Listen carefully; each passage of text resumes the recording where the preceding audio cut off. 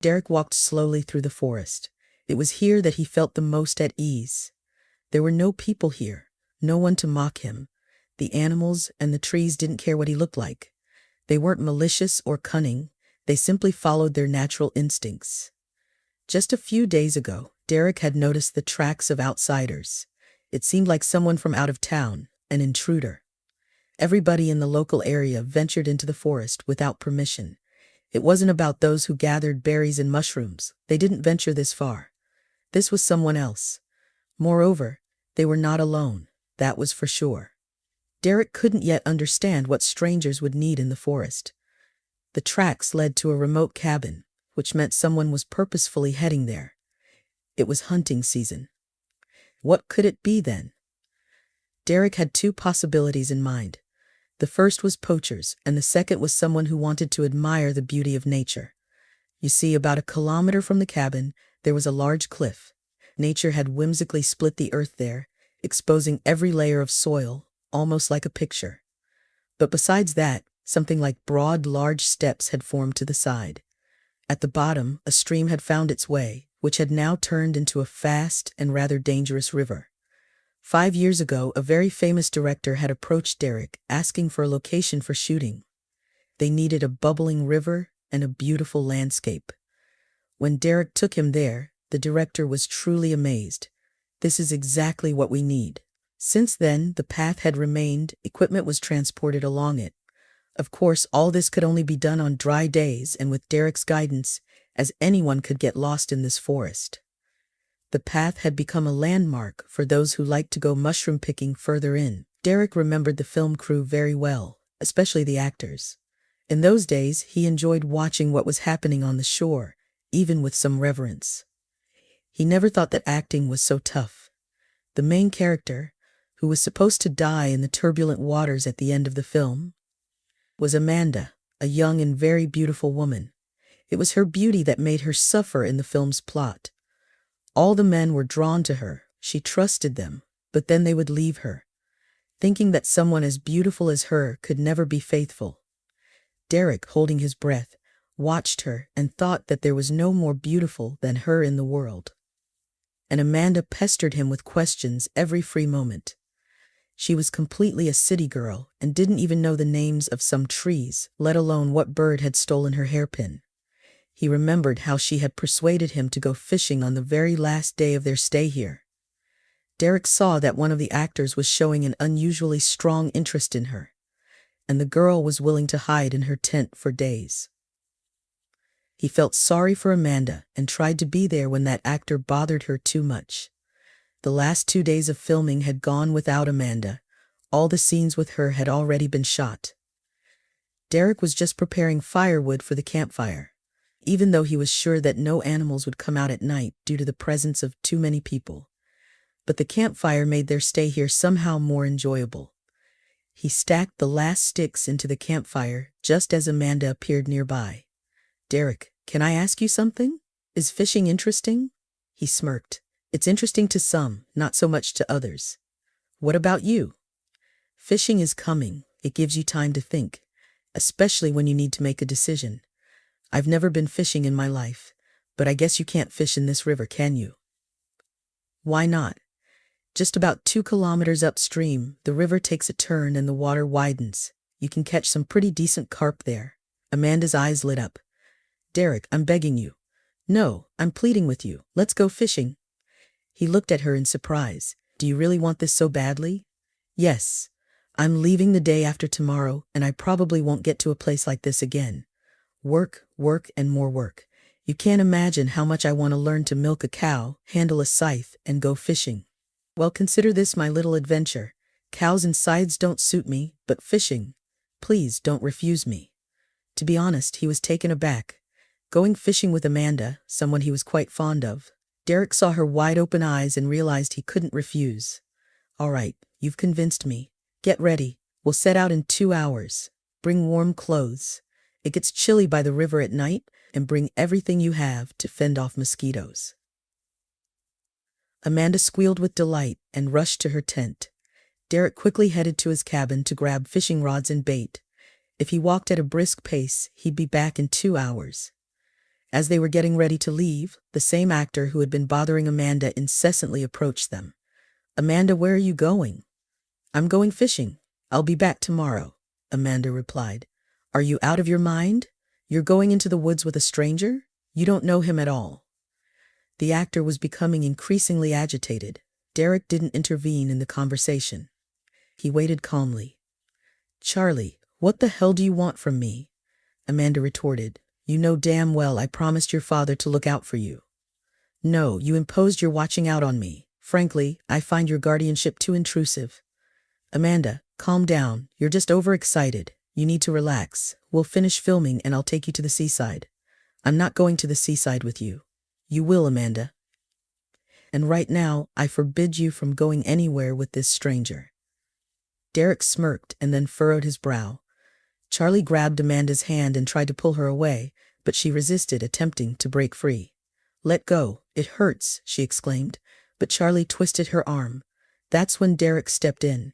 He gently intercepted the hand Charlie was using to hold Amanda and squeezed it. "The young lady told you to let her go."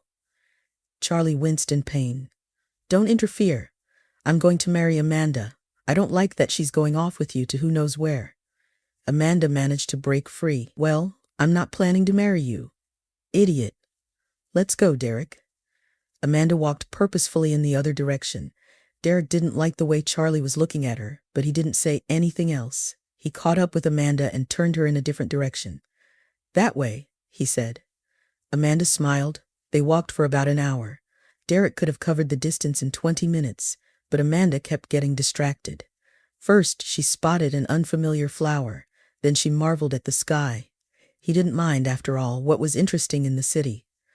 But here, just before reaching their destination, a hare suddenly darted out from under their feet and fled. Amanda screamed. He thought she was scared, but in the next moment she was clapping her hands in delight. This childlike naivety truly surprised Derek. In 2 hours, they caught enough fish for fish soup, and then Derek set up the rubber bands for fishing. Amanda watched the unusual gear attentively, and he explained what each component was for. "In the morning, we'll collect the fish and take it back to your group. But for now, let's make some real fish soup over the campfire." Amanda, with wide-eyed enthusiasm, looked at him. When the fish soup was ready, she took a bottle of wine from her backpack. "Look what I brought. I brought it with me, but I never imagined I'd have a reason to drink it. I was almost thinking I'd have to take it back." Derek chuckled. Amanda had come prepared. While wine was always welcome, they ate the fish soup, which Amanda absolutely loved, washed it down with wine, and chatted. "How did you end up in the woods? I mean, do you live here?" Amanda asked. "It's a long story," Derek replied with a wry smile. But for some reason, he really wanted to tell Amanda about it. Maybe it was the setting, the night, and the wine that were affecting him. "I came here 3 years ago. Well, not for the first time. I used to live in the village, and I would come here with friends for hunting. You can't imagine how much I loved this place, especially Charlie. Honestly, I wanted to stay here forever. I had a girlfriend. I was making plans. I even planned our wedding. Did you work in the city?" "I did." "You won't believe it, but I was a pediatrician." "No way." "Yes, and strangely enough, children weren't afraid of me. On the contrary," Amanda looked embarrassed. "I didn't mean that, I'm sorry. It's just such a big change." "It's okay. I didn't understand at first either. In fact, I was pretty indifferent to it. I didn't pay attention. But then, anyway, my girlfriend, she started cheating on me. I couldn't believe it because she always said how sincerely she loved me. But then, I didn't wait. I confronted her about it. When she realized I knew everything and wouldn't forgive her, she turned into a completely different person. She started yelling as if she were possessed. It was only then that I found out why she loved me. I have an uncle who is very wealthy. I lost my parents early, and my uncle was always there for me. He's very rich. My girlfriend thought that since my uncle was single, I'd be very wealthy. Yes, I know he'll leave everything to me anyway, but I never took any money from him. He would get upset, but I didn't need the money. I wanted to live on my own. When she realized I knew the truth and wouldn't forgive her, she started yelling that I was a monster, that everyone laughed at me. That's when I realized that it was probably true. and it hurt so much. Since childhood, everyone told me that my peculiarity was not a big deal, and I used to think the same way. What's the big deal? Instead of 5 fingers, I have 6 on my hand. But when she screamed at that moment when I hugged her, it seemed to her that the hands of a monster were sliding over her body. I quit the clinic the next day, and a week later, I came here. At first, I just settled in this cabin, then fixed it up. Then I was offered to become a gamekeeper. It turns out they hadn't been able to find someone for a long time. The nickname Hunter stuck with me. Locals, I think, don't even know my real name. They just call me Hunter. It's a sad story.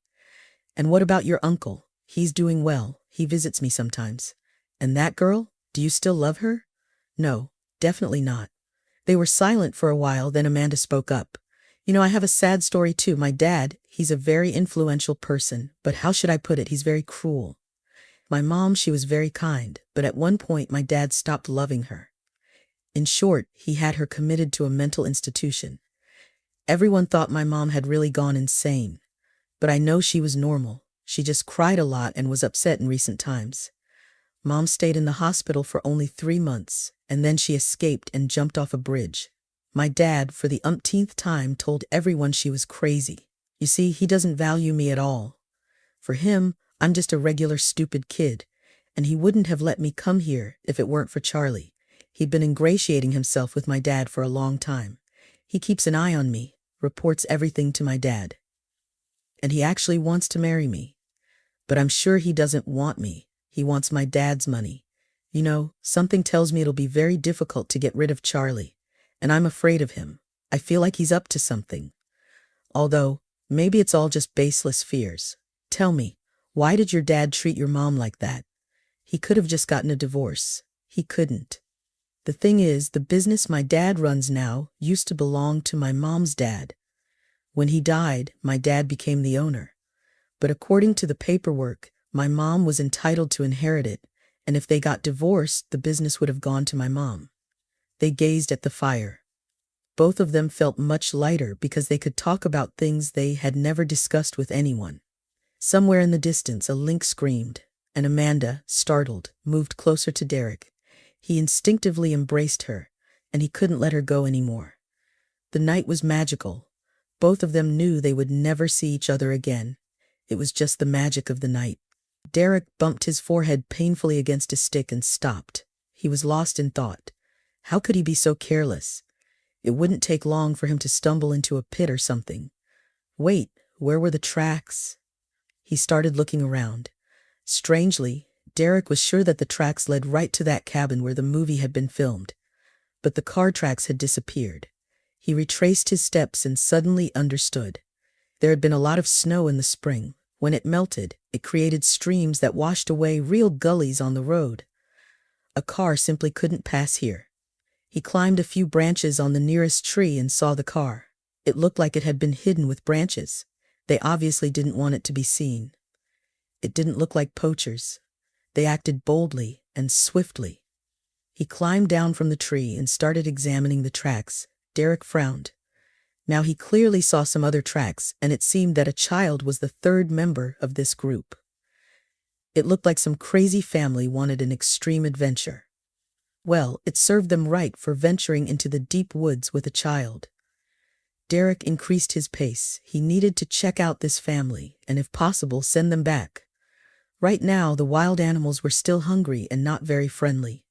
It took a while for him to reach their location. The scent of smoke was in the air, and they had indeed settled at the far campsite. Apparently, someone had been here before. They weren't complete strangers. Well, that was a relief.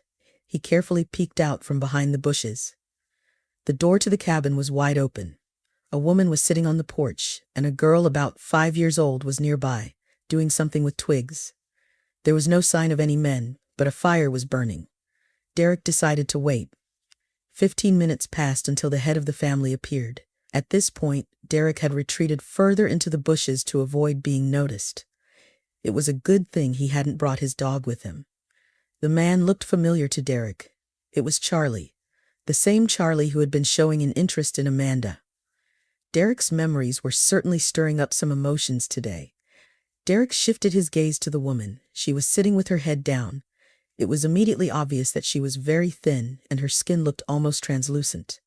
After a few minutes, she raised her head and Derek almost fell over. It was Amanda. So, they did get married after all, and they had a child together. But why did Amanda look so unhealthy? And why were they here? Derek didn't know why, but he decided to just observe and try to listen to their conversation. Everything would be much clearer in the evening. He had to wait quite a while. But finally, everything fell silent. Amanda was still sitting there and now Charlie had joined her. Charlie, think about it. They will search for us and find us. No, Amanda, no one will find you. Just think about it.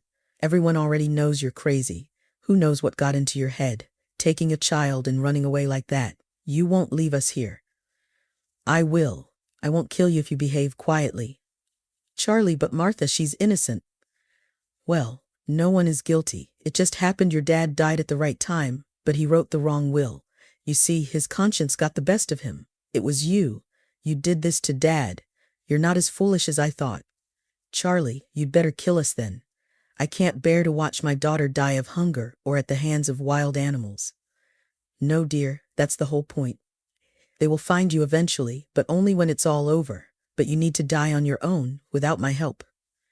Charlie laughed disgustingly. Derek didn't understand. Were they rehearsing some new scene? It couldn't be that they were discussing this so calmly. Charlie, we won't wait here for death. We'll go and look for people. Funny. I know you will. First, you won't leave the cabin so the wolves won't devour Martha. You get lost in 2 trees, and secondly, I'll forget to leave the map. Do you understand, dear? Amanda burst into tears. Please let us go. You can take all of Dad's money. I won't claim anything. Ah, found an idiot. Right now, you're not claiming anything, but as soon as you get a little distance, you will start. No, I need to be sure. The longer Derek listened to their conversation, the more he realized that this was all serious. Amanda was waiting for death, and so was her daughter, and this monster was planning it all cold-bloodedly. No, he wouldn't let this happen. What nonsense. He was about to leave, but what he heard made him freeze again. Amanda, you should be happy. You'll die next to your beloved. You've been thinking about him all this time. Although, why am I surprised? Your daughter is just as ugly as he is. You should be grateful to me for living with you for so many years. Derek understood that they were talking about him. But why did they call the daughter ugly? It made no sense. In any case, he decided to wait. If Charlie was planning to leave them here, he would just wait and then take them out of here. He would figure out the rest later. Derek quietly removed his backpack, unstrapped his ammo pouch, and gently placed them on the ground. He would retrieve them later. There was some movement near the house, and he peeked out again. Charlie pressed something to Amanda's arm, presumably giving her an injection. What was going on? He saw the woman go limp, and Charlie took the girl by the hand and walked toward the cliff. Amanda got up and followed like a ghost. Derek couldn't understand. He cautiously followed them. Charlie stopped at the edge of the cliff, handed the girl's hand to Amanda, and stepped back. Derek didn't understand what he was doing. Then he saw Charlie pull out his phone, apparently planning to record everything. Amanda, why are you hesitating? Go? Charlie urged. Amanda took a step forward. Derek froze. Charlie must have injected her with something that left her disoriented. The girl started crying and tried to pull her hand away, but Amanda didn't let go. Charlie continued to film everything with a smile. He had planned everything down to the smallest detail. Everything. He would say they were stargazing, and then Amanda did something irreversible. Apparently she had another episode. He had suffered so much, treated her so much, and still failed. Who could have predicted that she would just casually jump off a cliff while taking a walk? Below was a deep river, and the current was so strong it would carry them away in a minute. Amanda took another step, and Derek, like an animal, lunged forward, knocking her to the ground, holding her down. She stared at him with empty eyes, and then some thought flickered in her gaze. "Hunter," Amanda whispered. She must have been too weak to speak loudly. "Hunter, help us." At that moment, Derek heard a screech. He jumped up and rushed toward Charlie, but he was too late. Charlie had picked up the girl and thrown her off the cliff into the river. Martha's scream echoed through the forest and then went silent. Derek rushed to the edge and jumped. The current was so strong that he couldn't stay in one place. He calculated and made several jumps and strokes with the current. Before he dived, he saw Charlie and Amanda struggling on the shore, but he couldn't reach them. Derek finally reached the girl on his second attempt. She was unconscious. Derek swam to the shore performing CPR. The girl showed no signs of life, and in desperation he stopped. Then he noticed the girl's hands. She had 6 fingers, just like him. All of Charlie's words had now come together. Before him was his daughter. Derek rushed to her, turned her over, and started shaking her. "Martha, please stay alive." The girl suddenly coughed, attempted to breathe, and coughed again. "Come on, sweetheart, come on." He held her, hugged her, stroked her back. "Come on, little one." After 15 minutes, it became clear that the worst was over. He had succeeded. He had saved her. But as for Amanda, he slowly made his way up, and as soon as he stepped onto the clearing, he immediately saw Amanda. She was lying right on the edge of the cliff, and there was no sign of Charlie anywhere. He placed the girl next to her mother. "Amanda, Amanda!" The woman opened her eyes. "Martha!" "Mommy!" Amanda sat up suddenly and hugged her daughter tightly. My dear, I thought I would never see you again. Where's Charlie?" She looked toward the cliff and smiled. "Over there?" Derek stood up, glanced over the cliff. No one. The river was turbulent. The sun was setting. He wouldn't be able to make it back to his cabin with both of them before nightfall. Amanda was still weak, and Martha hadn't fully recovered. "All right, girls. Today we'll stay here. You can't run yet. You need to regain your strength. I'll go find some meat." He escorted the girls to the house and settled them on makeshift beds. Did he even bring any food with him? Amanda shook her head. "Just for a little while, okay?" Derek left, determined to find food for them. "I'll be very quick, I promise." In the evening, when the sun was almost down, Derek was already roasting 2 ducks over in the campfire. He rubbed them with the salt that was always stocked in the cabin. He found some wild mushrooms and wild onions. The girls sat together, huddled close. Suddenly Martha asked, "Mommy, will there be no more daddies?" "No, sweetie, there won't be." "Mom, it's not nice to say this, but I'm really glad." Derek looked closely at the girl. Now he could see that she resembled him a lot. Amanda hugged her and said, "Martha, you're almost 5 now, soon to be 6, you're getting so grown up." "Charlie is not your daddy, your daddy." She looked at Derek, who was waiting for her words, practically holding his breath. "Your daddy is here. His name is Derek. He's a hunter." "My daddy?" The girl looked at him in surprise, then at her mom. "But why? Why isn't he with us?" Amanda sighed. "It's all so complicated, Martha. I can't even answer that question myself. When you grow up, I'll explain everything to you, I promise. The meat is ready." Derek smiled. They would figure everything out, but not now. For now, they needed to feed his women. He surprised himself with that thought, his women. The fear was gradually fading. Martha was chewing the meat and saying she had never eaten anything so delicious. While Amanda and Derek drank herbal tea, the girls circled around him. "Are these real bullets?" She pointed to the ammo pouch. He smiled. "Real ones." "Do you want to see?" "Very much," Amanda immediately asked. "Is that safe?" Derek looked at her, and she seemed embarrassed. "Come here." He motioned for Martha to sit on his lap. "Look here. See? Pockets in each of them." Amanda watched Derek explain to the girl about bullets, pockets, and wondered why she hadn't found him earlier. Or rather, why hadn't she come sooner? Did she think he didn't need her? Well, she didn't seem to be needed by anyone, not her father or Charlie. She could have tried, and then, quite possibly, none of this horror would have happened. After all, she almost lost Martha. Martha fell asleep quickly on his lap, and he draped his jacket over her. Derek sat there trying not to move, and he couldn't quite understand what he was feeling at this moment. Some sort of tightness, tenderness, pity. Derek, a very mature, unsocial, and stern man, suddenly had the overwhelming urge to cry, bury his face in Martha's tousled hair. "You know, I thought we'd never meet again. Why didn't you tell me you were pregnant? That you had a child? When we left here, Charlie told my father that I had contacted you. He convinced my father that something was wrong with my head. I don't know why my father believed him. Maybe because he never really loved me. He knew my mother was normal. In any case, I was quickly married off to Charlie, and they locked me up at home. I tried to escape several times, but they always caught me. Everything was done cleverly. They convinced me that if I misbehaved, they'd send me to a mental hospital, and Martha would be taken away, never to be seen by me again.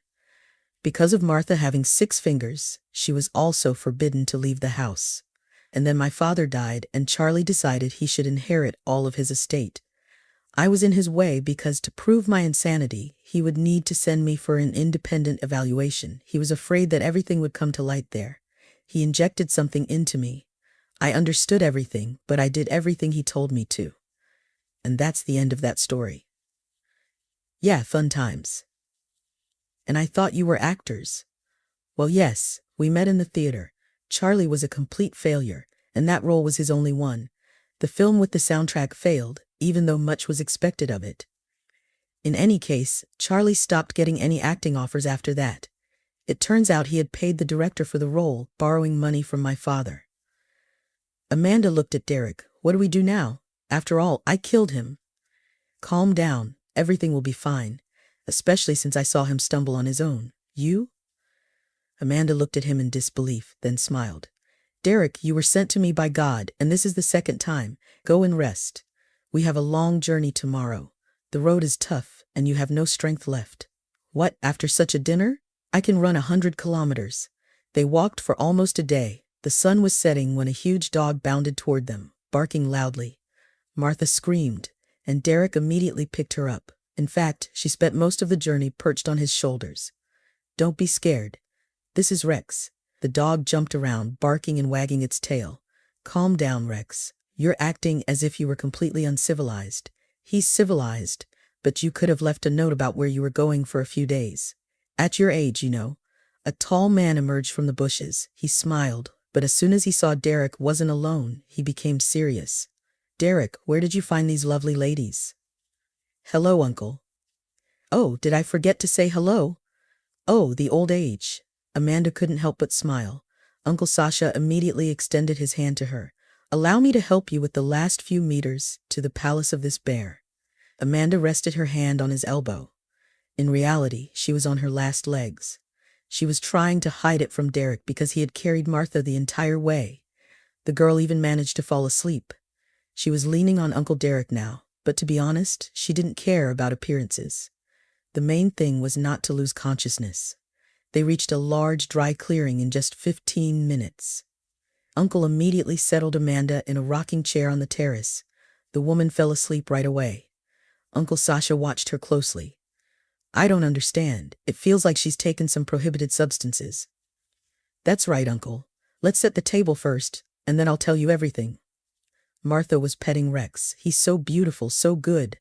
Are you a good boy? Rex attempted to lick her nose, and Martha giggled, dodging his playful attempts. At one point, she put her hand on the dog's back, which caused Uncle to raise an eyebrow in surprise. Derek, for the first time in my life, I can't find an explanation for what's happening. Derek smiled. You're right. As always, you're right. Martha is my daughter.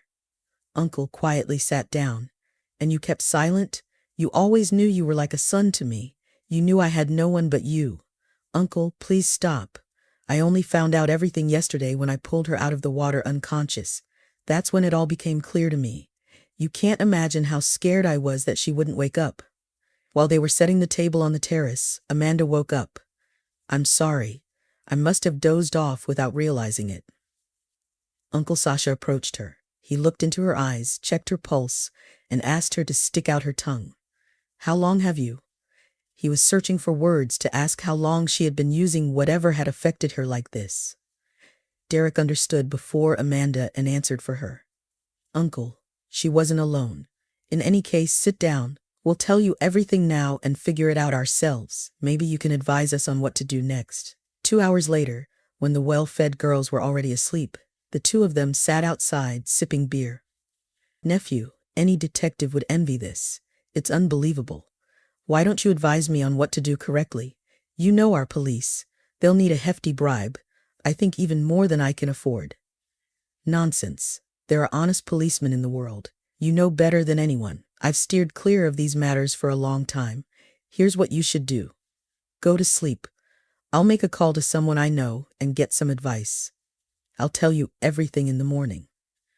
Derek couldn't go back to sleep. He had already awakened, but everyone else was still asleep. He sensed trouble. He quietly nudged Uncle and gestured toward the street.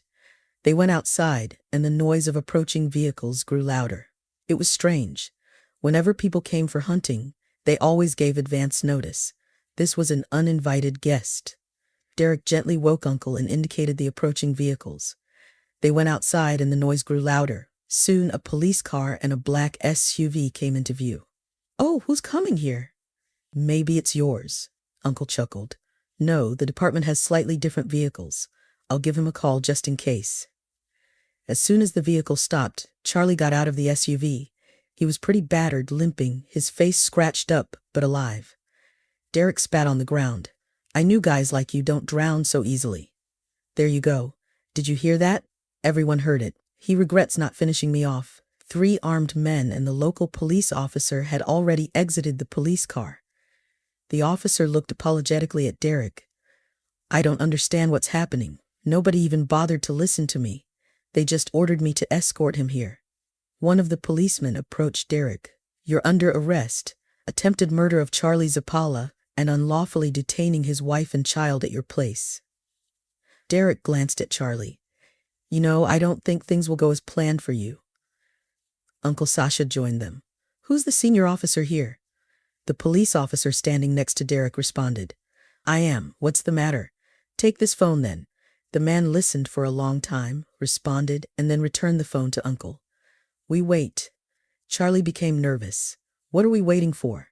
"Arrest him and let's go. I'll take my wife and daughter." "I said we wait." Charlie turned pale. "All right, you wait here and I'll take my wife and daughter and leave." "She's sick. She needs her medication."